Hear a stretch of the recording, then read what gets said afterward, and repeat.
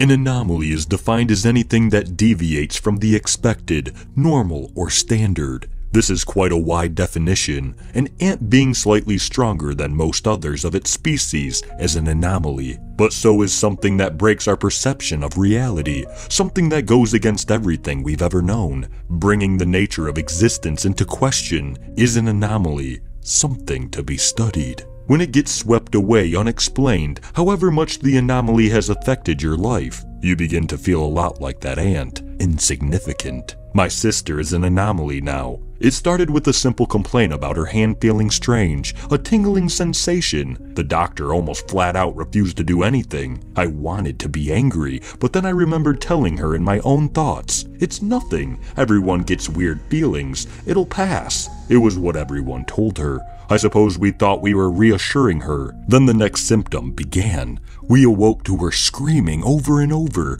"My hand is drooping! My hand is drooping!" Without any context, what does that even mean? She knew exactly what it meant. She was the only one living this nightmare. Nobody could quite understand what she felt. I burst into her room seconds before our parents did the same. There she knelt on her bed, with the fingers of her right hand about twice as long as usual. "I can feel them," she cried. "They're trying to continue." My mother flicked the switch, perhaps hoping that our eyes deceived us in the dark. The middle of the night in a very dim light, it seemed to teeter right on the edge of reality. It's the perfect condition to conjure up an illusion of the mind, yet this right here was as real as you. Her hand was stretched. My mother immediately dialed the emergency services while my father went into comfort mode. Hey, it's all right. Are you feeling okay?" My sister sat for a moment, staring at her hand. Her breathing remained constantly heavy.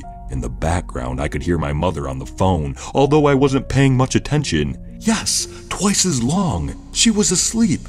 "No, I don't know how. I feel..." She paused, perhaps focusing on the feeling, deciding whether or not she felt okay. How could she even describe okay in this moment? "Long." My father and I glanced at each other for a moment. Was that meant to be a joke? I smiled awkwardly. "What does that mean?"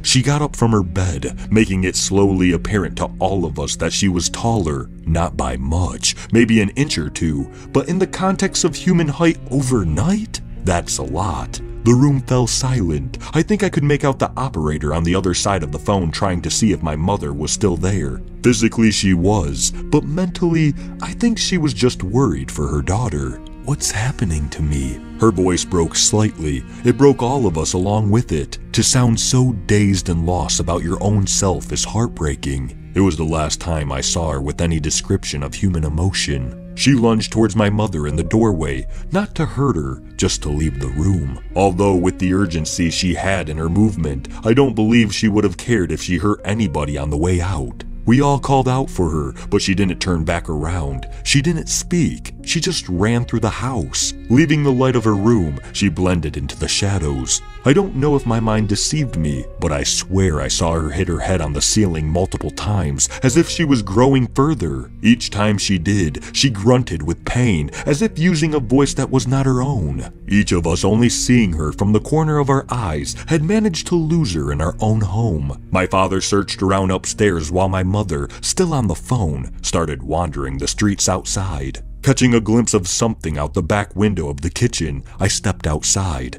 I was afraid of what I might be walking into, what nightmare could be waiting for me. I decided that whatever it was, I owe it to my sister to join her on this. Slowly, I made my way towards the movement. She had wrapped herself around a tree in the garden, one we used to climb as kids. She spoke something that I could only just make out over the sound of my own heart pounding. "Everything is lost." Her voice, raspy and weak, frightened me. Her black hair, usually down to her shoulders, now found its way to the floor. I couldn't see her fully in the night, but the moonlight allowed me to see her vague shape. She was elongated, more so than before. My voice shook as I spoke, trying to calm her. "We'll fix this." I held out my hand. For a moment, I thought she might hold out her own. Maybe she would have if the sirens weren't so loud. An ambulance at the front of the house caught her attention as she let go of the tree, her snake-like limbs falling to the ground as she made her way over to the fence. They never caught her. They never found her. Her funeral was held a month later. It's been 3 years. I still live in the same house. Her bedroom is almost exactly as it was. We keep her door open. Sometimes as I walk past, I imagine her sat in her bed. Her body is back to its regular self.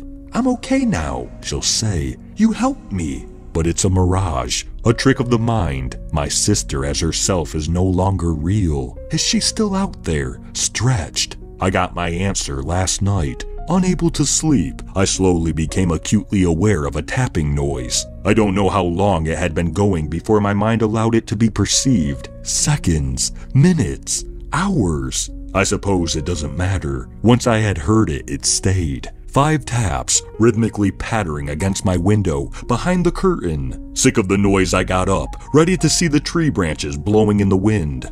Instead, I saw 5 long fingers extended from below my vision. The palm of the hand seemed just on the edge of what I could see.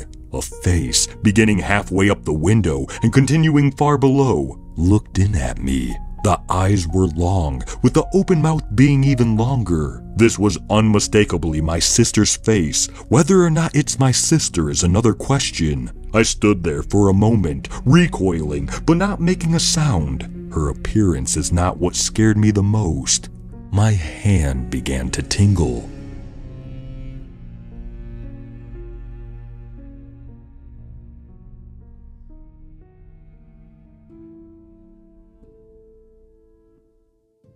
Thank you for listening to My Sister is an Anomaly by Ben Wooding.